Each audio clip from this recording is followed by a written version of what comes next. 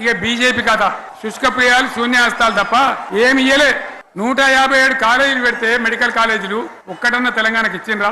ఒక ప్రాజెక్ట్ కన్నా జాతీయ హోదా ఇచ్చిండ్రా?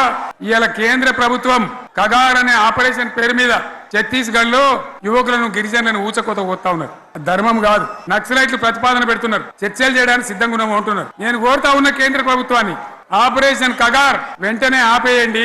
ఆ నక్సలైట్లను పిలిచి చర్చలు జరపండి. వాళ్ళు ఏం మాట్లాడతారో చూడండి.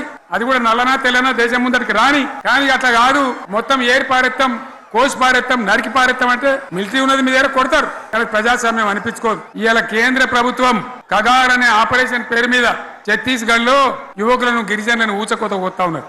ధర్మం కాదు. నక్సలైట్లు ప్రతిపాదన పెడుతున్నారు, చర్చలు చేయడానికి సిద్ధంగా ఉన్నాము అంటున్నారు. నేను కోరుతా ఉన్న కేంద్ర ప్రభుత్వాన్ని ఆపరేషన్ కగార్ వెంటనే ఆపేయండి. ఆ నక్సలైట్లను పిలిచి చర్చలు జరపండి. వాళ్ళు ఏం మాట్లాడతారో చూడండి.